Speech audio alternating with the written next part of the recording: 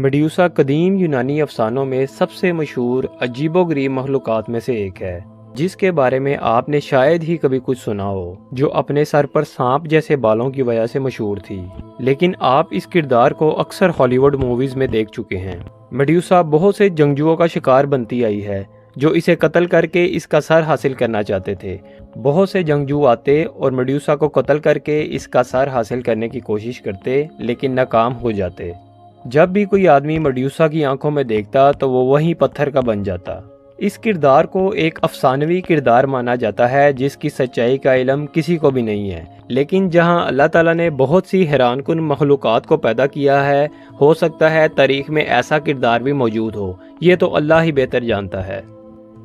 میڈیوسا ہمیشہ سے ہی ایک خوفناک کردار نہیں تھا، در حقیقت اس کے پیچھے ایک حادثہ تھا جو میڈیوسا کے ساتھ رونما ہوا۔ میڈیوسا کی دو اور بہنیں تھیں، فورٹگیز اینڈ سینا، جو سمندری دیوتاؤں کی بیویاں تھیں۔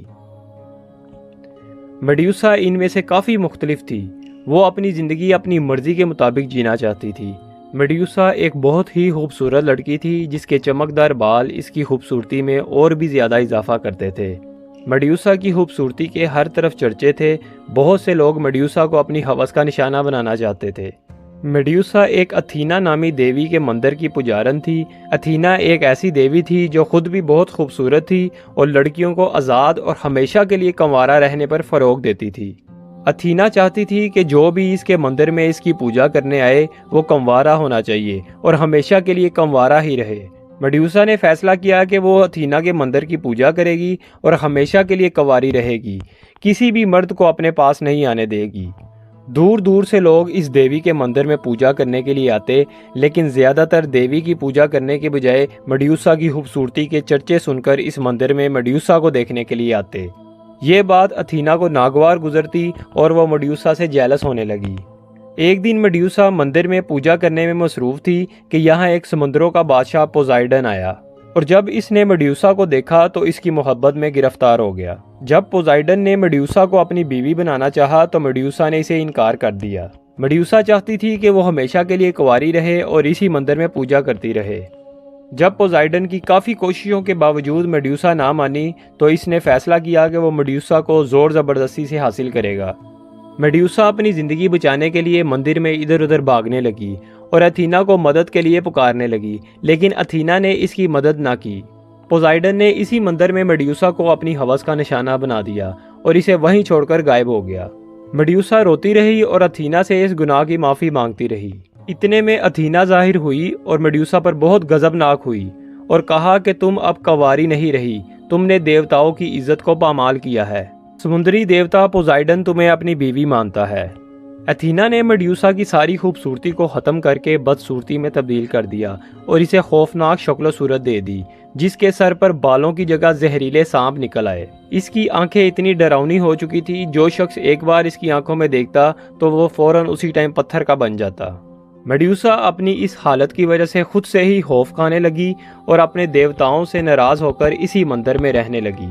میڈیوسا کے دل میں انتقام کی آگ بھڑکنے لگی، جو بھی آدمی اس مندر میں آتا وہ میڈیوسا کے انتقام کا نشانہ بن جاتا، جو بھی اس کی آنکھوں میں دیکھتا وہ پتھر کا بن جاتا۔ بہت سے جنگجو یہاں آتے اور میڈیوسا کو قتل کر کے اس کا سر حاصل کرنے کی کوشش کرتے، لیکن سب ناکام ہو جاتے۔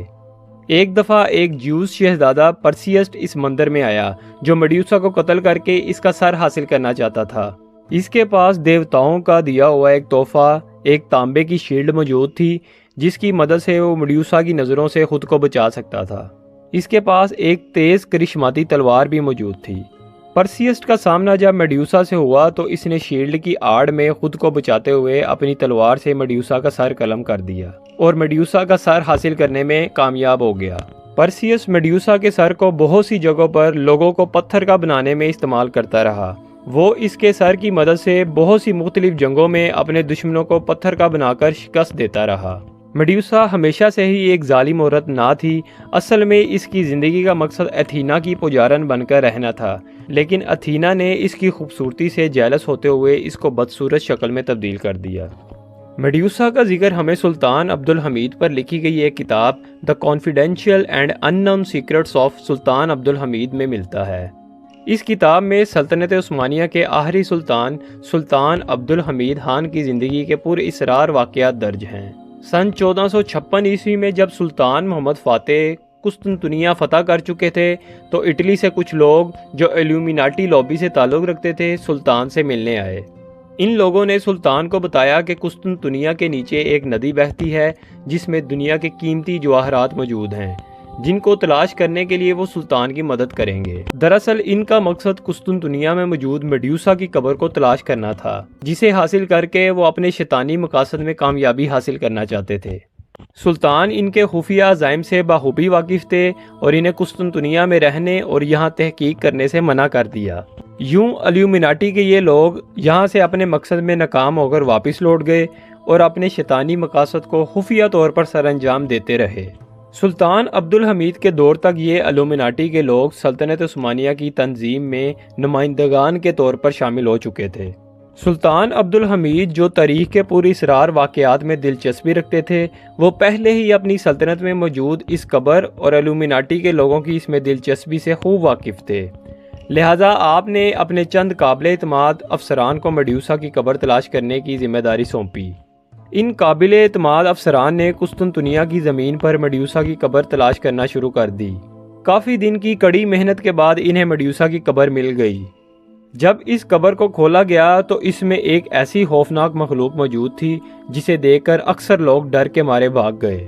سلطان عبدالحمید نے عوام کو خوف و ہراس سے بچانے کے لیے اس قبر کو نامعلوم مقام پر منتقل کر دیا، جہاں ایلومیناٹی کے لوگ بھی اس تک رسائی حاصل نہ کر سکیں۔ جب سلطنت عثمانیہ کا خاتمہ ہو گیا اور سلطان عبدالحمید خان کو اقتدار سے ہٹا دیا گیا تو تب ان کی سلطنت کے ایک وزیر نے کچھ پیسوں کے عوض ایلومیناٹی لوبی کے آگے میڈیوسا کی قبر کا راز کھول دیا۔ تو ایلومیناٹی لوبی کے لوگوں کی شیطانی مقاصد کے حوالے سے یہ تلاش پایا تکمیل تک پہنچی۔ کچھ ماہرین کہتے ہیں کہ میڈیوسا کی یہ ممی در حقیقت ایک خطرناک ہتھیار ہے جو ماضی میں بھی بڑے بڑے دشمنوں کو زیر کرنے کے لیے استعمال کی جاتی رہی ہے۔ ہو سکتا ہے ایلومیناٹی لوبی جو میڈیوسا کی ممی کو حاصل کرنے کے بعد اس کو ایک ایسی ٹیکنالوجی میں تبدیل کر رہے ہوں جو انہیں آنے والے دور میں ان کے شیطانی عزائم کو حاصل کرنے میں مددگار ثابت ہو۔ ناظرین، ان تمام باتوں کا محض ترکی زبان کی اپنی تحریریں اور روایات ہیں، ہم اس واقعے کی سچائی کا دعویٰ بالکل نہیں کر سکتے۔ در حقیقت اس کے اصل حقائق کے بارے میں اللہ اور اس کے رسول ہی بہتر جانتے ہیں۔ آپ کی اس کے متعلق کیا رائے ہے ہمیں کمنٹس میں ضرور بتائیے گا۔ ہماری ویڈیو کو لائک اور چینل کو سبسکرائب بھی ضرور کیجیے گا، اس سے ہماری موٹیویشن بنی رہتی ہے اور ہم آپ کے لیے نئی سے نئی انفارمیشن لے کر آتے رہیں گے۔ اللہ حافظ۔